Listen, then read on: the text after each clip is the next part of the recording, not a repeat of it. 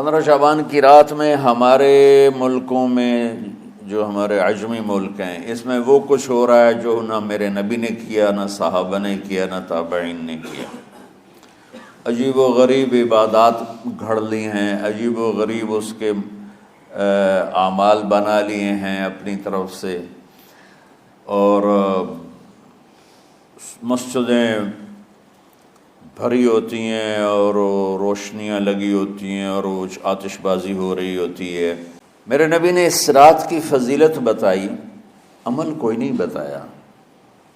جیسے یہاں کوئی صلاۃ تسبیح کی جماعت کرا رہے ہوتے ہیں، کوئی اجتماعی تہجد پڑھ رہے ہوتے ہیں، کوئی دیگیں چڑھا رہے ہوتے ہیں، کوئی آتش بازی کر رہے ہوتے ہیں، تو وہ اس میں اتنا غلو ہو گیا ہے کہ یہ بھی ٹھیک نہیں۔ اور کچھ علماء نے اس کے رد میں اس کا اتنا انکار کیا ہے کہ اس رات کی کوئی فضیلت ہے ہی نہیں۔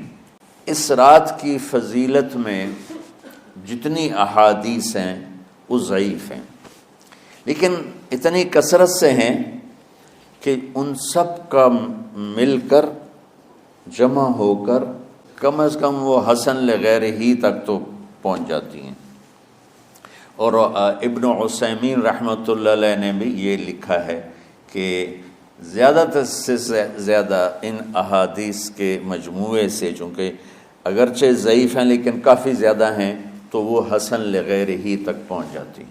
تو حسن لغیر ہی سے کوئی عمل ثابت نہیں ہوتا، عمل ثابت ہوتا ہے صحیح حدیث کے سے۔ ایک احادیث کی کثرت سے روایات اور ایک امت کا عمل، کہ امت کا بہت بڑا طبقہ صدیوں سے اس رات کا اہتمام کر رہا ہے، لیکن کچھ عرصہ پہلے تک اہتمام تھا دن میں روزہ رکھنا، رات کو کوئی نوافل پڑھ لینا، کوئی 2 زیادہ پڑھ لینا، لیکن اب یہ ڈھول تماشے جو اب شروع ہوا ہے اس کا تو کوئی وجود ہی کوئی نہیں ہے۔ تو اس رات کو اللہ تعالیٰ نے مبارک بنایا، اور حدیث پاک میں آتا ہے کہ اللہ تعالیٰ اس رات میں ساری دنیا کے لوگوں کی بخشش فرماتا ہے سوائے 5 آدمیوں کے۔ 5 کے سوا سب اہل ایمان کی بخشش ہو جاتی۔ مشرک، پہلا مشرک، دوسرا مشاحن، مشاحن کیسے کہتے ہیں؟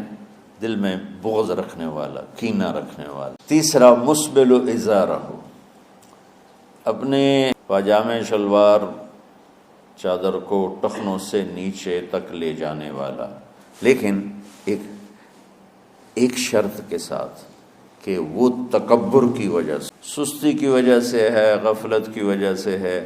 چونکہ جب آپ نے ایک مرتبہ اس کے بارے میں بات کی تو حضرت ابوبکر صدیق نے کہا یا رسول اللہ، میری چادر، عرب چادر باندھتے تھے جیسے ہمارے پنجاب کا لباس چادر تھا، اب وہ کم ہو گئے۔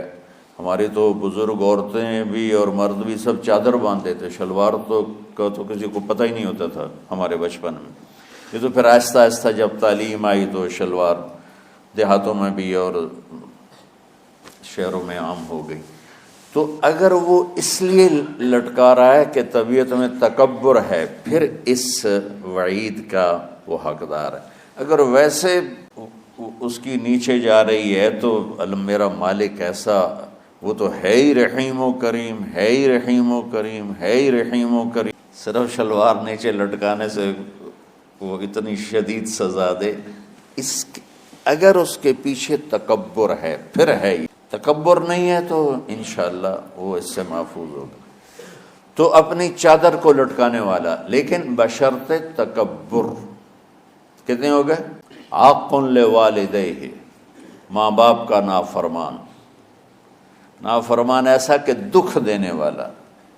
چھوٹی موٹی اونچ نیچ تو ہر بچے سے ہو جاتی ہے، نہیں، جن نے والدین کو ٹکڑے ٹکڑے کر دیا ہو اور ان کو دکھ دے دے دے دے کے ان کا سینہ چیر دیا ہو، چونکہ آپ کہتے ہیں پرزے پرزے کرنا کسی چیز کو، تو اپنے دکھ دے کر، اپنی بدتمیزی کے ساتھ اس نے ماں باپ کا دل زخمی کر دیا ہو، ایک یہ نہیں معاف ہوتا۔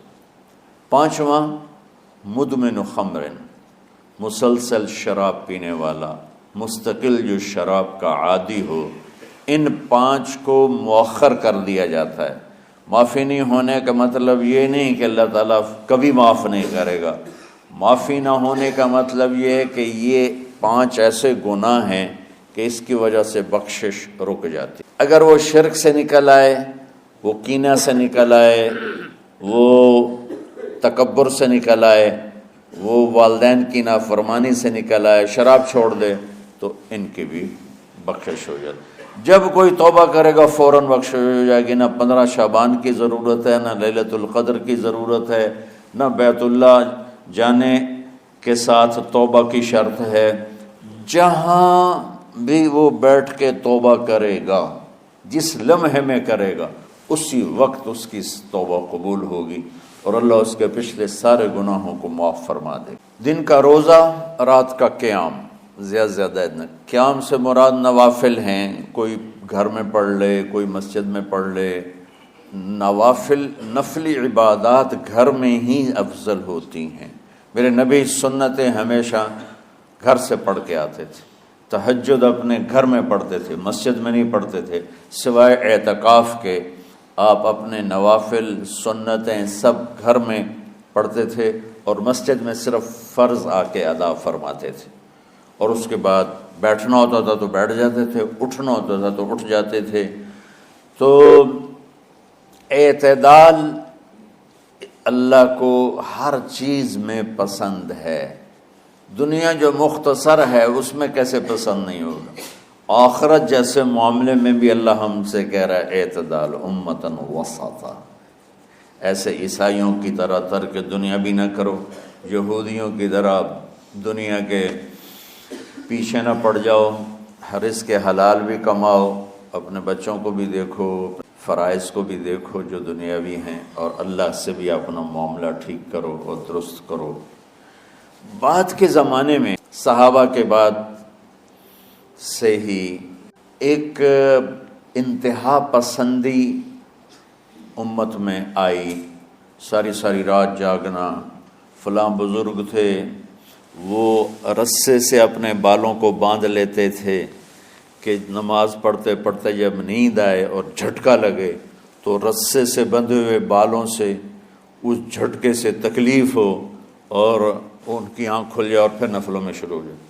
ایک فلاں بزرگ تھے، وہ اپنے آنکھوں میں نمک کا سرما لگاتے تھے تاکہ آنکھیں جل جائیں، اس میں وہ جلن پیدا ہو جائے اور نیند اڑ جائے. یہ ایسے واقعات بھرے پڑے ہیں. فلاں بزرگ تھے، انہوں نے 30 سال عشاء کے وضو سے فجر کی نماز ادا کی. یہ اپنی جگہ پہ بزرگی ہے، لیکن یہ بھائیوں یہ دین ہم پیش نہیں کر سکتے. فلاں بزرگ تھے، وہ 30 سال سے ستو کھا رہے تھے کہ روٹی کھانے اور ستو کھانے میں 70 دفعہ سبحان اللہ کا فرق پڑ جاتا ہے. تو روٹی کھائیں تو 70 دفعہ سبحان اللہ کم کہہ سکتے ہیں، اور ستو کھائیں تو 70 دفعہ سبحان اللہ زیادہ کہہ سکتے ہیں. تو لہٰذا ان کا مجھے تو 30 سال ہو گئے، میں تو ستو کھا رہا ہوں، میں تو روٹی نہیں کھا رہا. یہ دین نہیں ہے. یعنی یہ وہ دین نہیں جو ہم انسانیت کو پیش کر سکتے. یہ تو لوگوں کو دوڑانے والی بات. یہ راہبانیت کی شکل ہے. یہ وہ دین نہیں جو ہم لوگوں کو پیش کریں گے تو وہ کہیں گے واہ واہ واہ واہ کیا دین ہے بھائی، قبول کرو. یہ ایک قسم کا غلو آیا. میں ایک حدیث سناتا ہوں، بخاری شریف میں بھی ہے، مجھے اب ہر شے بھول گئی، لیکن وہ ہے نہی الغلو. اس طرح کر کے آپ لوگ زیادہ جانتے ہوں گے جو پڑھ رہے ہیں کہ غلو سے نہیں. حدیث آپ کو سب کو یاد ہوگی کہ 3 صحابہ آئے اللہ کے نبی کے گھر اور پوچھا کہ اللہ کے نبی رات کیسے گزارتے ہیں. تو گھر والوں نے کہا سوتے بھی ہیں، جاگتے بھی ہیں، کھاتے بھی ہیں. تو وہ تینوں آپس میں کہنے لگے وہ تو نبی ہیں، سوئیں بھی تو کوئی بات نہیں، اور شادی ہے کوئی بات نہیں، ہم تو نبی نہیں، ہمیں تو کچھ کرنا چاہیے. ایک نے کہا کہ میں ساری زندگی روزہ نہیں چھوڑوں گا. ایک نے کہا کہ میں ساری زندگی سوؤں گا نہیں. ایک نے کہا میں ساری زندگی شادی نہیں کروں گا. تو دیکھنے میں تو واہ واہ کیا بڑی بزرگی ہے بھائی، بڑے بزرگ ہیں. ہمارے نبی کو پتہ چلا، آپ نے تینوں کو بلا لیا، کہا تم مجھ سے زیادہ اللہ سے ڈرنے والے، میں تم سے انا اتقاکم یا اخشاکم الفاظ آپ لوگ کو زیادہ یاد ہوں گے لیکن مفہوم میں صحیح پیش کر رہا ہوں. آپ نے کہا میں تم سے زیادہ اللہ کو جانتا ہوں، تم سے زیادہ اللہ سے ڈرتا ہوں، میں سوتا بھی ہوں، میں کھاتا بھی ہوں، میں روزے بھی رکھتا ہوں، میں چھوڑ بھی دیتا ہوں، میری بیویاں بھی ہیں، میں اپنی بیویوں کے پاس بھی جاتا ہوں. تم دین میں غلو سے بچو، پہلے امتوں کو ہلاک کر دیا دین میں غلو. دنیا میں غلو یعنی انتہا پسندی، ایکسٹریمسٹ ہونا. دنیا ہو یا دین ہو، دونوں میں اعتدال بچو، اللہ تعالیٰ کو پسند ہے.